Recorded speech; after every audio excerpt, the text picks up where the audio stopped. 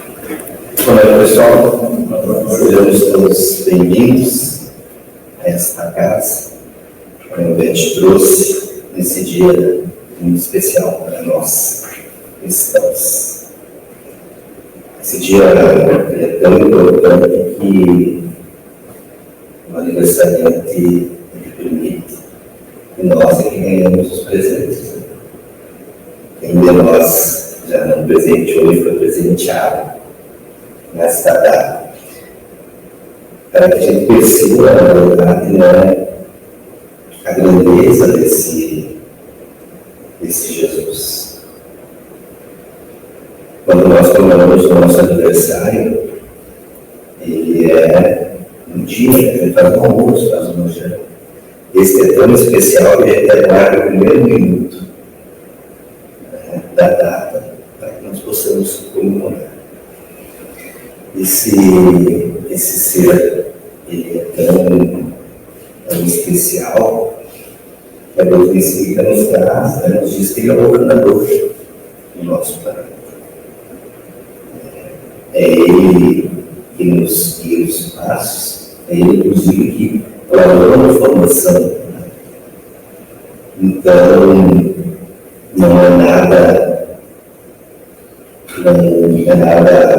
fora a gente comemorar essa data com muita alegria, muita dedicação. Nós hoje, na quarta-feira, estamos aqui em razão desse aniversário, que nós estudamos o Evangelho, e o Evangelho nada mais é que a palavra trazida por ele. Então, todas as quartas-feiras, em razão dele, nós estudamos o Evangelho de Jesus segundo o Espiritismo, a visão de seres imortais da reencarnação. Graças a Deus, a esse Jesus que temos feriado, qual é ser que nasceu e se faz um feriado em comemoração, dessa forma, no mundo cristão. Então, as nossas homenagens, nenhuma homenagem, ela é demais quando nós falamos de Jesus.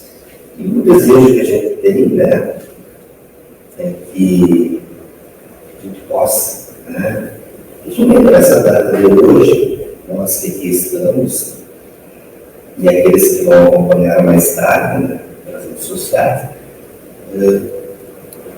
que a gente possa encontrar, que a gente deseja, que seja algo que nos leve ao equilíbrio, à serenidade e à prática do bem. Porque é com Ele, é Jesus, nosso conhecido. E quando a gente trouxe o tema, eu já preferi, ele nos traz que não devemos servir a Deus e amá-lo. E essa frase que nos trouxe por Jesus. E ele diz assim: ninguém pode servir a dois senhores, porque um odiará a um e amará ao outro, ou se afeiçoará a um e desprezará o outro. Não podeis servir ao mesmo tempo a Deus e amá-lo. Deus, nos ensinos do Evangelho, nos traz que Senhor é esse, como nós podemos servir esse Senhor. Mamon é uma representação do Deus da cobiça, do Deus da avareza, do Deus da posse, do Deus do dinheiro. E quando Jesus nos traz isso, quando ele traz o Evangelho, ele nos dizendo que servir a Deus, nós temos que ser desapegados aos bens terrenos, desapegados às coisas que nos insuflam no orgulho e a vaidade. Ele nos traz o contraponto. E a nós, então, nós buscarmos esse entendimento para que nós possamos, respeitando as nossas limitações, servir a esse Deus trazido por Jesus, em detrimento a esse Deus que se apega às coisas materiais. Nós que estudamos e vivemos, buscamos ver a doutrina, nós sabemos que um dos obstáculos mais fortes que nos faz com que tenhamos prejuízo à nossa ascensão espiritual, justamente é o apego material. E quando eu falo apego material, não são as coisas financeiras, mas é apego também aos seres, às pessoas, às coisas da terra. Então, já nos dizem os espíritos que esse é um obstáculo que nós devemos ter cuidado para transpor.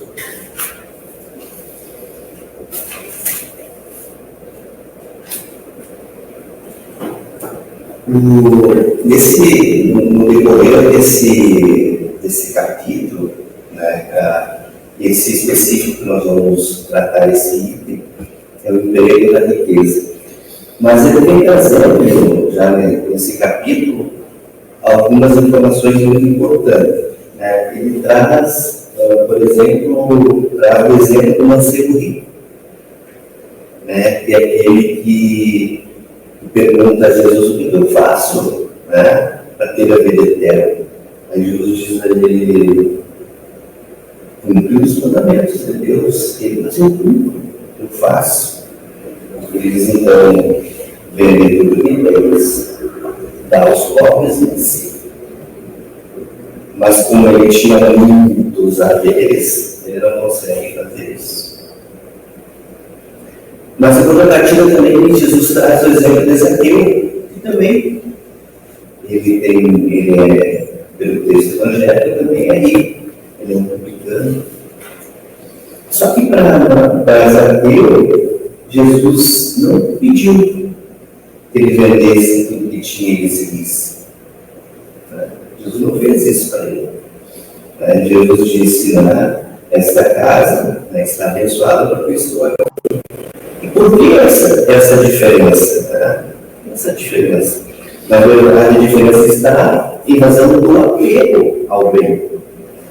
Jesus não está dizendo que o ter posse é algo mal, é algo ruim. Porque se assim fosse, ele estaria dizendo que alguém que chegasse aqui, que renascesse e tivesse posse, seria uma pessoa que seria amaldiçoada. Não é isso? Não. Então Jesus condena realmente o apego a esse bem, a cobiça, a avareza e a forma que eu faço para buscar, alcançar isso. Então não está dizendo assim, que é esse texto do jovem mancebo, que é quando Jesus diz, é mais fácil um camelo passar por um buraco de uma agulha do que um rico entrar ao reino dos céus. Mas ele não está dizendo isso em razão das posses em si, mas é em razão justamente do apego que se tem. Então a dificuldade não é questão daquele que tem a posse e de alguém ser rico, não vai, não é isso. É aquilo que eu faço, de que forma eu utilizo essa riqueza que eu tenho. E aí que ele traz do emprego da riqueza. De que forma empregar essa riqueza? Aí ele diz: não seja depositário infiel, porque temos que saber que tudo que nos é dado é pela bondade divina. E utilize, então, esses bens através da caridade. Faça um emprego desses bens através da caridade. E a caridade que ele traz não é somente aquela de doar, tirar o dinheiro no bolso e dar. Se tu tiver condições também, gere empregos. Essa questão das grandes fortunas. famílias, gere empregos, faça com que aqueles que são beneficiados, eles não se sintam humilhados com aquilo que recebem, mas que seja uma forma de fazer com que a sociedade ela se construa em cima desses haveres que se tem de uma forma positiva. Pergunte-se também por que Deus, então, não divida da riqueza igual para todos. E todo mundo não tem essa mesma quantia. Então, ele vai explicar que nem todos não somos pessoas iguais. Então, alguns vão conseguir fazer com que essas quantias elas cresçam, sejam mantidas, e outros, em razão da forma de proceder, podem dissipá-las. Então, não adianta pegar e falar, vamos reunir nós aqui e vamos dividir a riqueza para todo mundo. Somos seres diferentes, somos pessoas diferentes, e não vamos agir da mesma forma com relação a esta questão.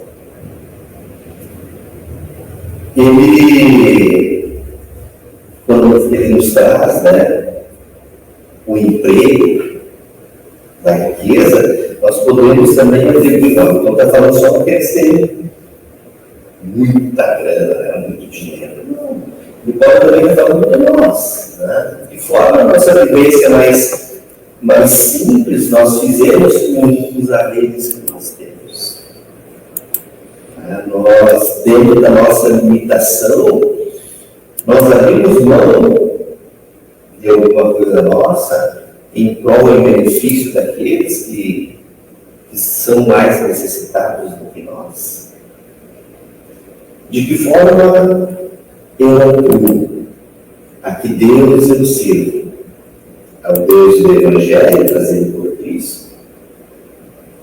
Ou ao Deus da cobiça e da avareza representado por nós?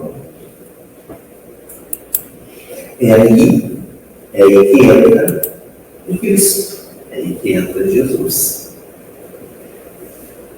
Que através dos ensinos que Ele nos traz, Ele nos direciona, Ele nos encaminha de que forma o nosso proceder. E aí também que entra a doutrina espírita, nos esclarecendo que a nossa atual vivência, ela é, na verdade, consequência de nossos atos anteriores.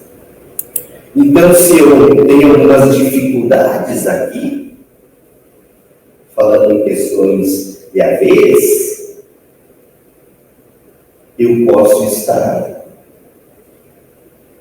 na verdade, expiando alguma falta ou algum uso, sendo depositário infiel uma antecedente de reencarnação.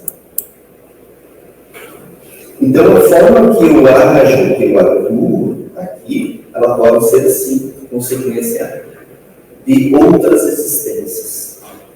Então, se eu tenho muitas dificuldades aqui com relação à questão financeira, que nada dá certo, nada ocorre da forma que é melhor para mim, eu posso estar espiando, ou pode ser uma prova para mim também.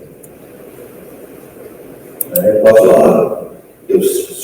surja numa situação mais delicada, para que eu consiga me desapegar a essas coisas terrenas.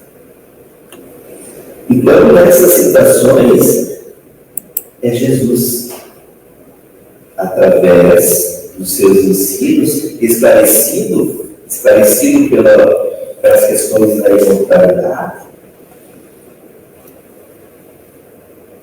nós começamos a entender determinadas circunstâncias. Nesse item estudado também, nós somos espíritos, eles nos chamam a atenção do tempo que nós perdemos em busca das coisas materiais e detrimento das coisas espirituais. Se nós pensássemos, tu vai ter que ficar mais 3 horas, 4 horas trabalhando durante um mês, você vai receber a prova extra. Vamos receber a prova extra. Nós vamos buscar aquisição material, não vale a pena despender esse esforço a mais. Mas a busca moral também está nessa mesma balança. Outro vai ter que vir na casa espírita, auxiliar em umas atividades por mais 3, 4 horas na semana. Eu vou conseguir tempo para fazer isso.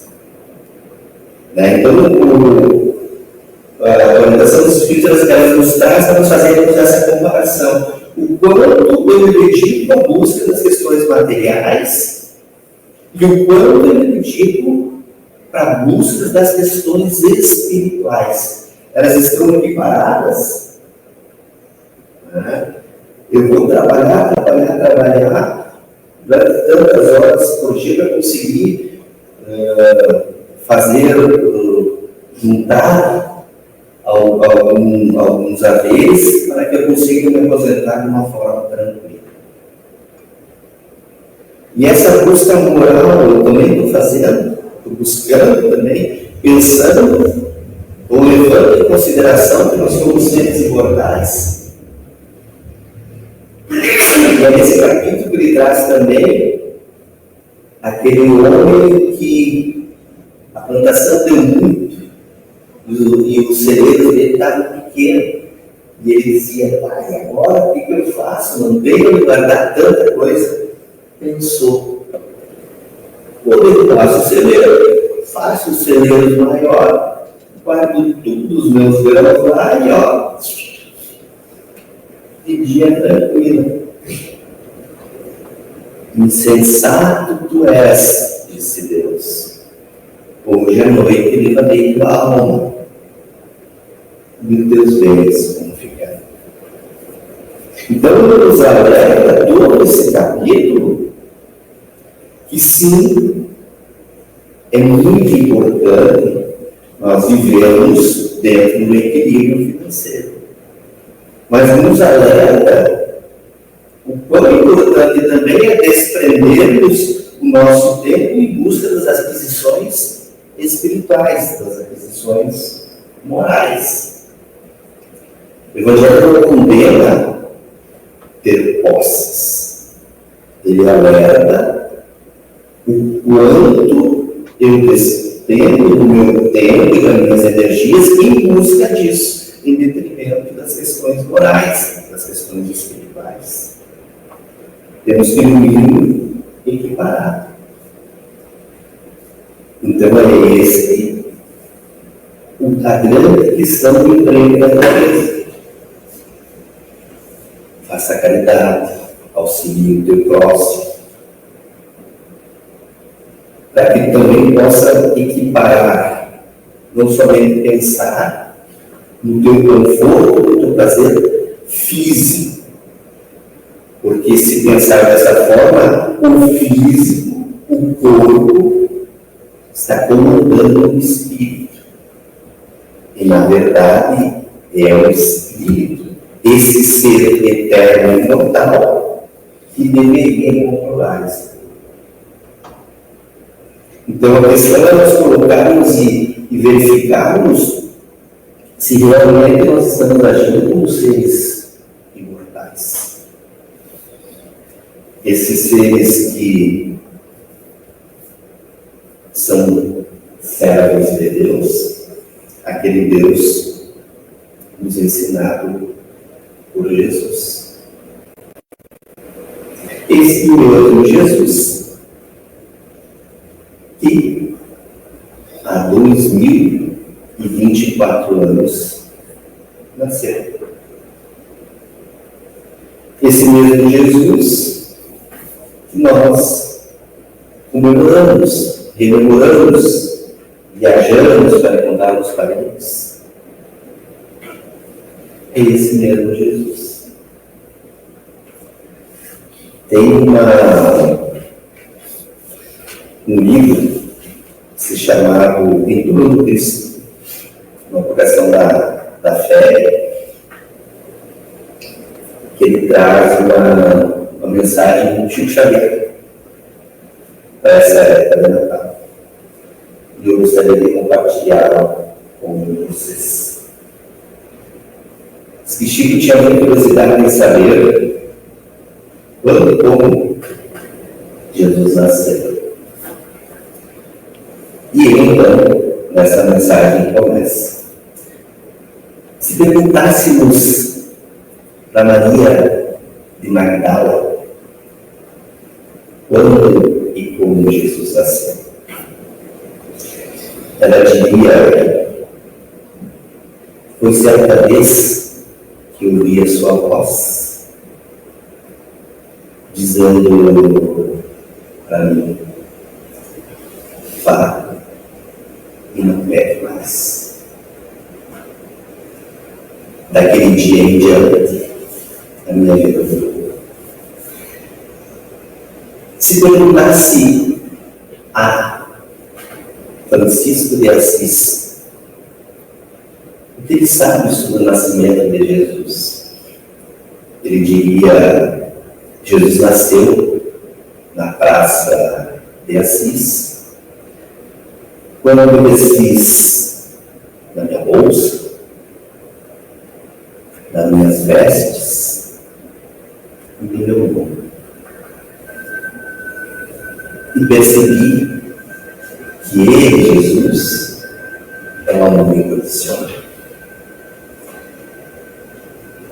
Se perguntássemos a Pedro quando Jesus nasceu, Pedro dirá: Jesus nasceu no pátio do Palácio de Caifás, quando o galo cantou pela terceira vez, logo depois que eu neguei Cristo. Nesse momento, minha consciência despertou para a verdadeira vida.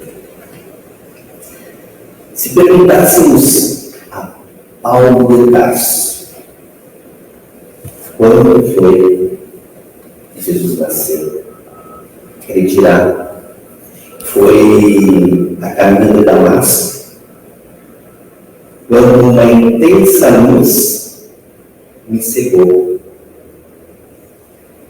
E eu senti aquela presença grandiosa e maravilhosa próxima a mim, me perguntando: Saulo, Saulo, por que me persegues?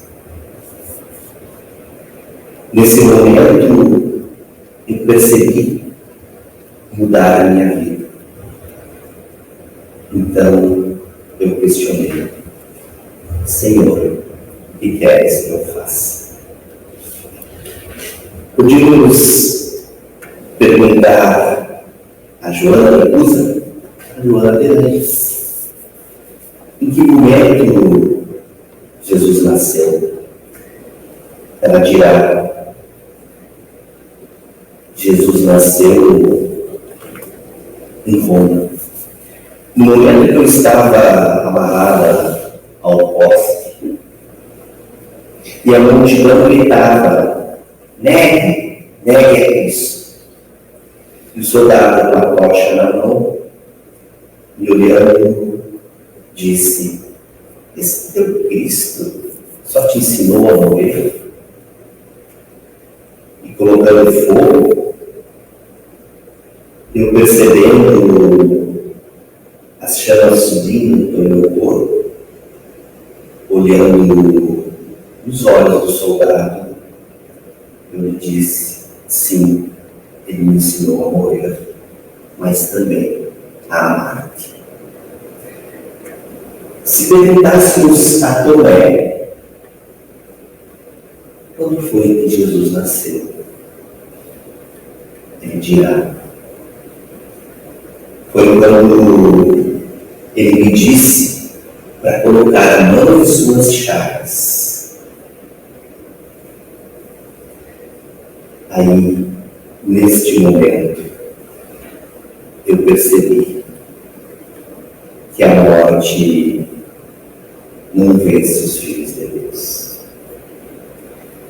Se perguntássemos à mulher de Samaria quando foi que nasceu Jesus, ela diria: foi no poço de Jacó.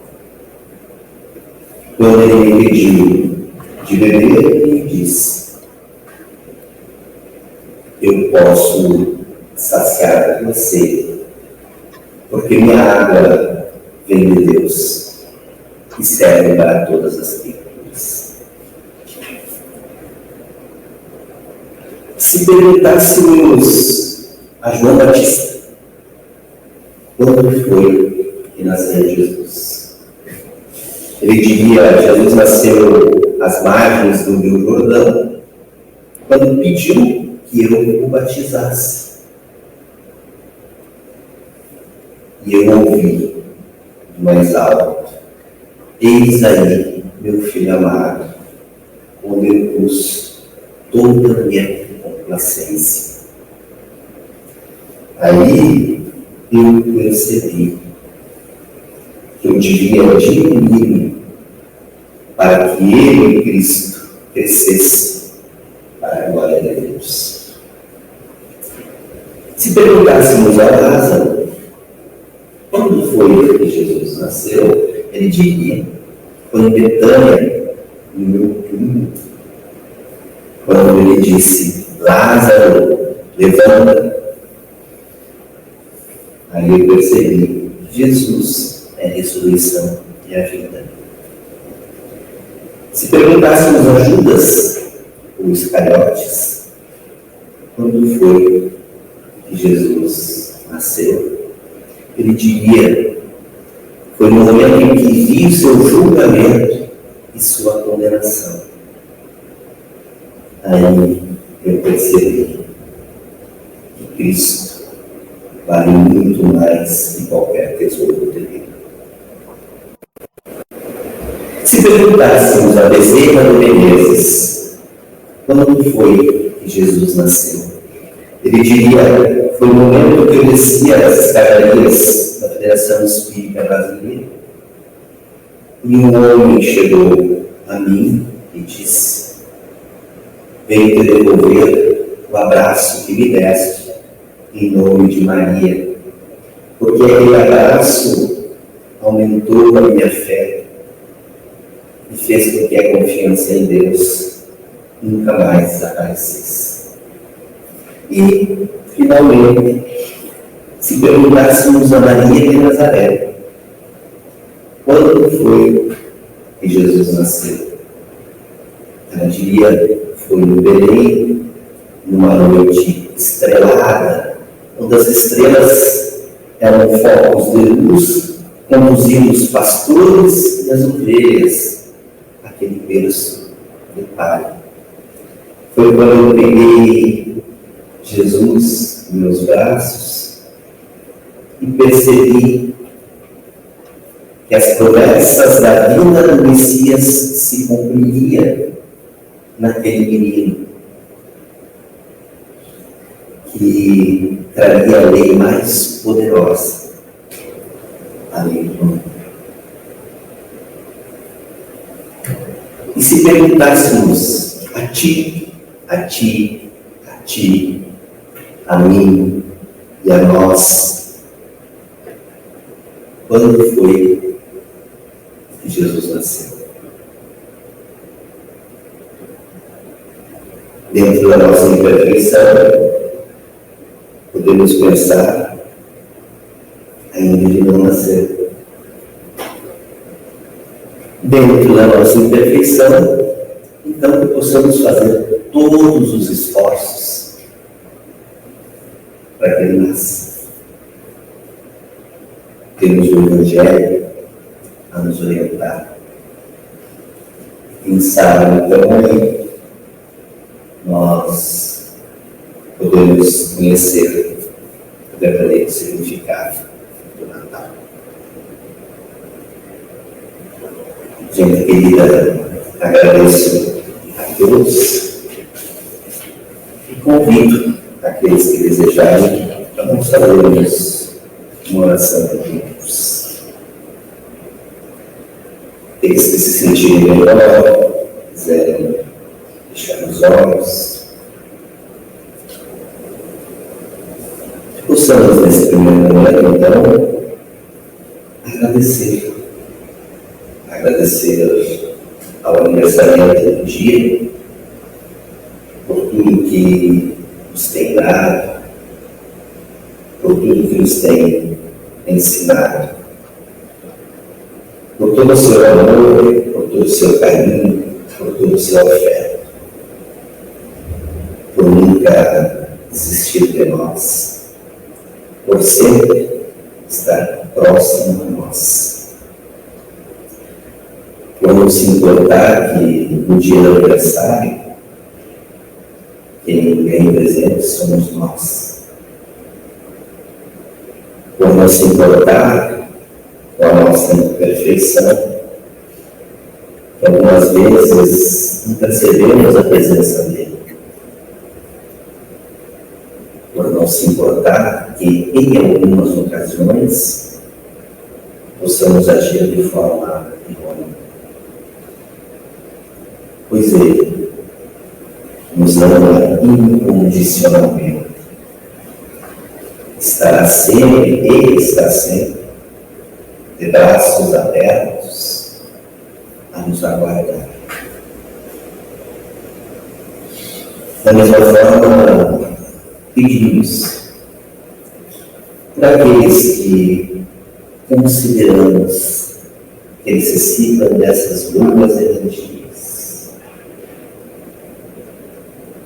para que essas energias lhes levando paz, carinho, amor, afeto, para que possam revigorar suas forças, terem coragem e fé para o enfrentamento das dificuldades que o dia a dia nos oferece.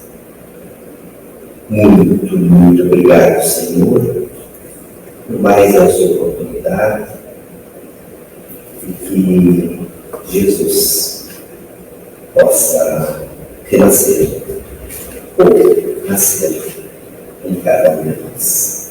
Que assim seja.